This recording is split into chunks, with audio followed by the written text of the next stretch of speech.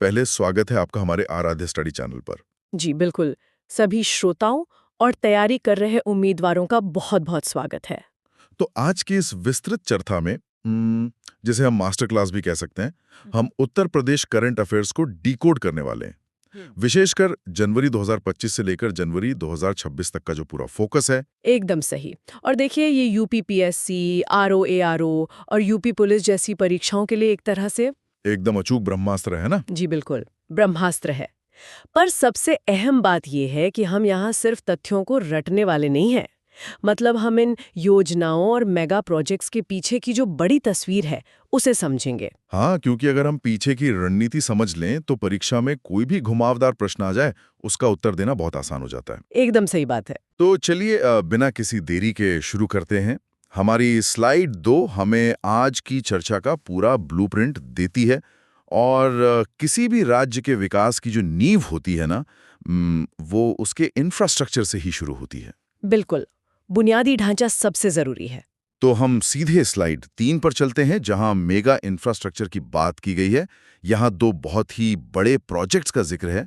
पहला है गंगा एक्सप्रेसवे और दूसरा है नोएडा इंटरनेशनल एयरपोर्ट। जी, जिसे हम जेवर एयरपोर्ट के नाम से ज्यादा जानते हैं। हाँ, जेवर एयरपोर्ट। और यहाँ स्लाइड में 2 प्रश्न भी दिए गए हैं। पहला क्वेश्चन है कि नए अंतर्राष्ट्रीय हवाई अड्डे का संचालन कहाँ हो रहा है? तो उसका सीधा उत्तर है जेवर। और ये जानना भी जरूरी है कि 2025 में ही इसका व्यावसायिक संचालन शुरू हो रहा है। बिल्कुल। और दूसरा क्वेश्चन जो स्लाइड 3 पर है, वो है गंगा एक्सप्रेसवे की लंबाई कितनी है? इसका उत्तर है 594 किलोमीटर। और आपको पता है, यूपी अब भारत का पहला ऐसा राज्य बन गया है जहां 5 अंतर्राष्ट्रीय हवाई अड्डे हैं। 5 अंतर्राष्ट्रीय हवाई अड्डे होना मतलब ये लॉजिस्टिक्स की दुनिया में बहुत बड़ा गेम चेंजर है। वही मैं सोच रहा था, अगर हम एक तुलना करें, जैसे अगर सड़कें राज्य की धमनियां या आर्टरीज हैं, तो क्या ये 594 किलोमीटर लंबा एक्सप्रेसवे सीधे तौर पर महाकुंभ जैसे विशाल आयोजन में एक तरह से जीवन फूंकने का काम करेगा? देखिए, ये सवाल बहुत अच्छा है। महाकुंभ एक बहुत बड़ा ट्रिगर जरूर है, पर ये सिर्फ एक सड़क नहीं है। अच्छा। तो इसके पीछे और क्या रणनीति है? मतलब अगर आप नक्शे को देखें तो पश्चिम यूपी को पूरब से जोड़ना सिर्फ महाकुंभ के दौरान लाखों पर्यटकों के प्रबंधन के लिए नहीं है।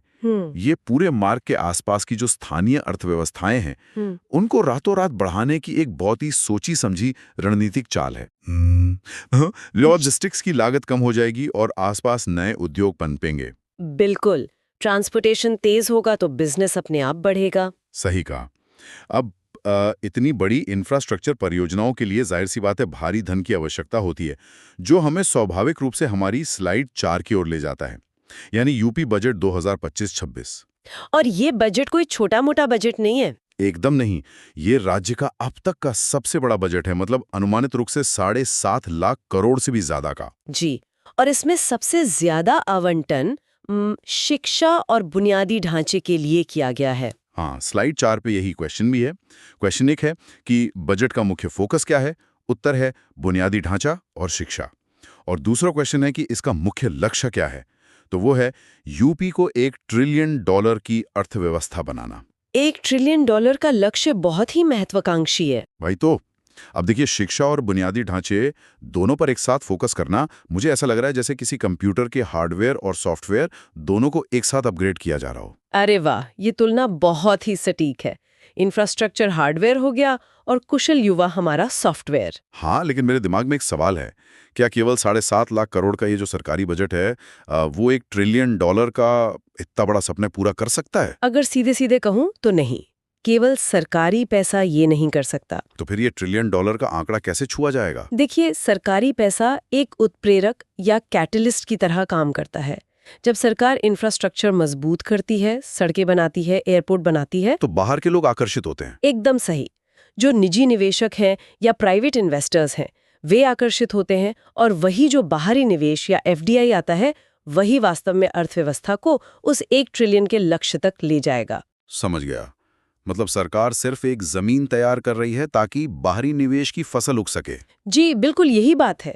तो बड़े आर्थिक लक्ष्यों की बात तो हो गई, लेकिन ये देखना भी तो बहुत जरूरी है कि आम नागरिक तक इसका लाभ कैसे पहुंच रहा है।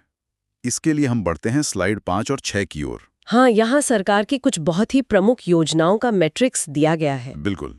स्लाइड 5 पर हम पढ़ते हैं मुख्यमंत्री कन्या सुमंगला योजना के बारे में। 2025 में इसका अनुदान बढ़ाकर 25,000 रुपए कर दिया गया है। जो कि पहले कम था, तो ये एक बड़ा अपडेट है। हाँ, और दूसरी योजना है स्वामी विवेकानंद युवा सशक्तिकरण योजना, जिसके तहत लाखों छात्रों को मुफ्त स्मार्टफोन और टैबलेट दिए जा रहे हैं। और स्लाइड 6 पर जो टेबल है उसमें किसानों के लिए भी एक बहुत अहम योजना है। जी, मुख्यमंत्री कृषक दुर्घटना कल्याण योजना। इसमें किसानों की मृत्यु या दिव्यांगता पर 5 लाख रुपए के मुआवजे का प्रावधान है। ये किसानों के लिए एक बहुत बड़ा सुरक्षा कवच है। बिल्कुल है। तो स्लाइड 5 के जो प्रश्न हैं उन्हें भी देख लेते हैं। पहला क्वेश्चन, कन्या सुमंगला की नई राशि क्या है? उत्तर है 25,000 रुपए। और दूसरा क्वेश्चन, युवा सशक्तिकरण योजना का उद्देश्य क्या है? तो इसका उत्तर है स्मार्टफोन और टैबलेट वितरण। जी। अब एक बात बताइए, युवाओं को टैबलेट बांटना अच्छी बात है, लेकिन क्या एक मजबूत डिजिटल इकोसिस्टम और रोजगार के बिना ये सिर्फ एक वीडियो देखने वाला खिलौना बनकर नहीं रह जाएगा? देखिए, अगर हम इसे अकेले देखें तो शायद ऐसा लगे, लेकिन अगर हम इसे पिछले बजट के शिक्षा वाले फोकस और आने वाले टेक निवेश से जोड़ कर देखें तो ये एक बड़ी योजना का हिस्सा लगता है। बिल्कुल। ये योजना असल में छात्रों को आधुनिक डिजिटल अर्थव्यवस्था के लिए तैयार करने की एक कड़ी है। जब राज्य में एआई और आईटी की नौकरियां आएंगी तो हमारे युवाओं को बेसिक डिजिटल टूल्स चलाने आने चाहिए ना। हाँ, मतलब वे पहले से ही टेक फ्रेंडली हों। जी, ताकि वे उन नई नौकरियों के लिए योग्य बन सकें। बहुत ही तार्किक बात है। अब जब डिजिटल कार्यबल तैयार हो रहा है तो सवाल ये उठता है कि वे काम कहाँ करेंगे? इसका उत्तर हमें स्लाइड 7 में मिलता है, जो कि तकनीक और भारी निवेश पर केंद्रित है। एकदम। और ये स्लाइड बहुत ही उत्साहजनक है। इसमें बताया गया है कि लखनऊ को भारत और यूपी की पहली एआई सिटी यानी आर्टिफिशियल इंटेलिजेंस सिटी के रूप में विकसित किया जा रहा है। ये अपने आप में एक बहुत बड़ी खबर है। हाँ, और साथ ही यूपी ग्लोबल इन्वेस्टर समिट के जरिए नोएडा और ग्रेटर नोएडा में आईटी और इलेक्ट्रॉनिक्स क्षेत्र में सबसे अधिक प्रत्यक्ष विदेशी निवेश या एफडीआई आया है। जो कि उम्मीद के मुताबिक ही है, क्योंकि नोएडा पहले से ही एक आईटी हब है। बिल्कुल। तो स्लाइड 7 के प्रश्न भी पढ़ लेते हैं। क्वेश्चन 1, देश की पहली एआई सिटी कौन सी है? उत्तर लखनऊ। क्वेश्चन 2, सबसे अधिक एफडीआई किस क्षेत्र में आया है? उत्तर आईटी और इलेक्ट्रॉनिक्स। जी। अब यहां मेरा एक ऑब्जर्वेशन है। लखनऊ हमेशा से अपनी नवाबी विरासत, ऐतिहासिक इमामबाड़ों और उस खास संस्कृति के लिए जाना जाता है। इसे अचानक से एआई सिटी बनाना एक बहुत ही अजीब विरोधाभास या कॉन्ट्रास्ट नहीं लगता? पहली नजर में ये बिल्कुल एक विरोधाभास लगता है, लेकिन असल में यही विरोधाभास इस रणनीति की सबसे बड़ी ताकत है। वो कैसे? देखिए, टेक इंडस्ट्री को केवल नोएडा या पश्चिमी यूपी तक सीमित रखने के बजाय अगर हम उसे राज्य के मध्य में यानी लखनऊ में लाते हैं तो ये क्षेत्रीय संतुलन सुनिश्चित करता है। मतलब विकास सिर्फ एक ही कोने में ना रहे। एकदम सही। इससे मध्य और पूर्वी यूपी के युवाओं को भी अपने घर के पास ही एआई जैसे फ्यूचरिस्टिक सेक्टर में काम करने का मौका मिलेगा। क्या बात है, ये तो बहुत ही स्मार्ट मूव है। लेकिन जहां भारी तकनीक आती है, फैक्ट्रियां लगती हैं, एआई सिटी बनती है, वहां ऊर्जा की भारी मांग और प्रदूषण का खतरा भी तो बढ़ता है ना? जी, पर्यावरण का पहलू तो हमेशा विकास के साथ जुड़ा ही होता है। तो इसे कैसे संभाला जा रहा है, ये हमारी स्लाइड 8 स्पष्ट करती है। इसमें ग्रीन यूपी मिशन का जिक्र है, जिसके तहत वृक्षारोपण जन अभियान 2025 में करोड़ों पौधे लगाने का लक्ष्य है। ये एक बहुत जरूरी कदम है कार्बन फुटप्रिंट को कम करने के लिए। बिल्कुल, लेकिन इसमें जो सबसे बड़ी और दिलचस्प बात है वो ये है कि अयोध्या को राज्य की पहली सोलर सिटी के रूप में विकसित किया जा रहा है और वहां फ्लोटिंग सोलर प्लांट्स भी लगाए जा रहे हैं। फ्लोटिंग सोलर प्लांट्स पानी के ऊपर लगाए जाते हैं, जिससे जमीन भी बचती है। हाँ, वो तो है, पर स्लाइड के प्रश्न देख लें पहले। क्वेश्चन 1, राज्य की पहली सोलर सिटी कौन सी है? उत्तर अयोध्या। क्वेश्चन 2, वृक्षारोपण अभियान का फोकस क्या है? उत्तर वृहद पौधारोपण। जी। अब मेरा सवाल ये है कि अयोध्या तो पूरी दुनिया में एक आध्यात्मिक और धार्मिक केंद्र के रूप में प्रसिद्ध है। इसे किसी इंडस्ट्रियल हब की जगह सोलर सिटी के रूप में क्यों चुना गया? मैं कहूंगी कि ये सरकार का एक मास्टर स्ट्रोक है। मास्टर स्ट्रोक, वो कैसे? देखिए, अयोध्या में हर साल लाखों श्रद्धालु आते हैं। जब उन लाखों लोगों के सामने स्वच्छ ऊर्जा या सोलर एनर्जी का एक इतना बड़ा और सफल मॉडल पेश किया जाता है, तो उसका असर बहुत गहरा होता होगा। बिल्कुल, ये पूरे देश में सस्टेनेबिलिटी का एक बहुत ही मजबूत संदेश भेजता है। लोग देखते हैं कि आस्था और पर्यावरण संरक्षण दोनों एक साथ चल सकते हैं। ये बात तो है। जब लोग मंदिरों और सड़कों को पूरी तरह से सौर ऊर्जा से रोशन देखेंगे, तो वो ये विचार अपने साथ घर भी ले जाएंगे। एकदम सही। मानसिकता में बदलाव लाने का ये सबसे अच्छा तरीका है। बहुत खूब। अब अयोध्या की आध्यात्मिकता से जुड़ते हुए हम स्लाइड 9 और 10 पर चलते हैं, जो राज्य की संस्कृति, खेल और पर्यटन को कवर करती हैं। ये क्षेत्र भी राज्य की पहचान के लिए उतने ही महत्वपूर्ण है। बिल्कुल है।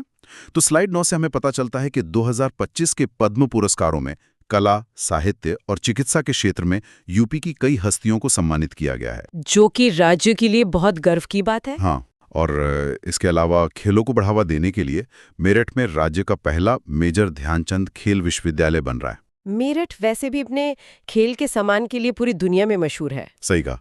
अब स्लाइड 10 पर आते हैं, जहां प्रयागराज महाकुंभ 2025 का जिक्र है। इसे दुनिया का सबसे बड़ा और स्वच्छ सांस्कृतिक जमावड़ा बनाने की तैयारी है। महाकुंभ तो अपने आप में एक अर्थव्यवस्था है। बिल्कुल। और इसी स्लाइड में स्थानीय शिल्पों को मिले जीआई टैग की भी जानकारी है, जैसे अमरोहा की ढोलक और महोबा का पान। ये जीआई टैग स्थानीय उत्पादों को एक अलग पहचान दिलाते हैं। तो जल्दी से इनके क्वेश्चन भी पढ़ लेते हैं। स्लाइड 9 का पहला क्वेश्चन, पहला खेल विश्वविद्यालय कहाँ बन रहा है? उत्तर, मेरठ। दूसरा क्वेश्चन, पद्म पुरस्कार किन क्षेत्रों में मिले? उत्तर, कला, साहित्य और चिकित्सा। और स्लाइड 10 के प्रश्न। जी, स्लाइड 10 का पहला क्वेश्चन है, महाकुंभ 2025 का शहर? उत्तर, प्रयागराज।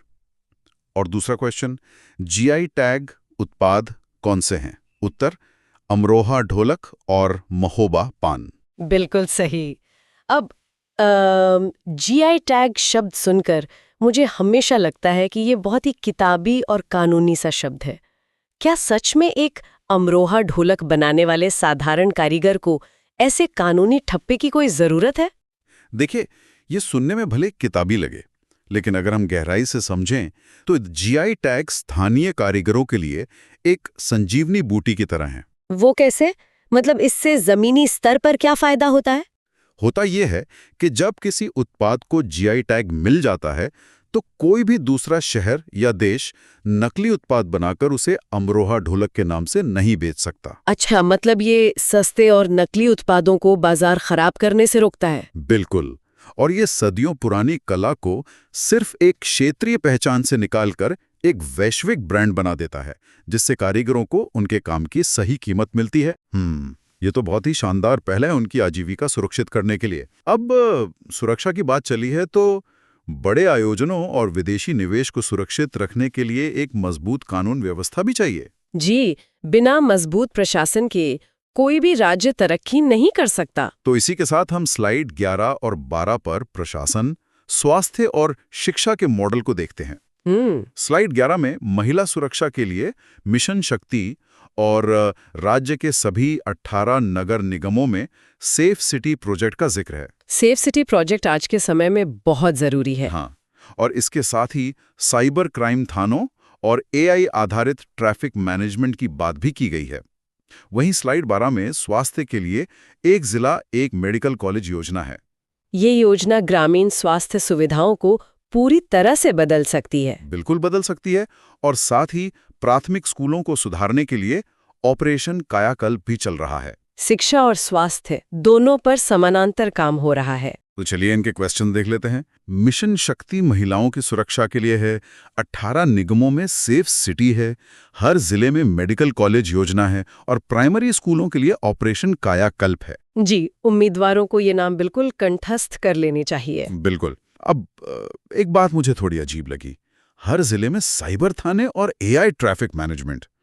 मतलब क्या हम बुनियादी जमीनी अपराधों को रोकने के बजाय साइंस फिक्शन फिल्मों जैसी तकनीक का कुछ ज्यादा ही इस्तेमाल नहीं कर रहे हैं? मैं आपकी बात समझ रही हूँ, लेकिन अगर हम थोड़ा ध्यान दें तो हम पाएंगे कि जैसे जैसे राज्य डिजिटल हो रहा है, मतलब जैसे युवाओं के पास टैबलेट हैं और AI सिटी बन रही है। जी बिल्कुल, जब इतनी सारी चीजें इंटरनेट से जुड़ रही हैं तो अपराध का स्वरूप भी तो बदल रहा है ना। हाँ, ये बात तो है।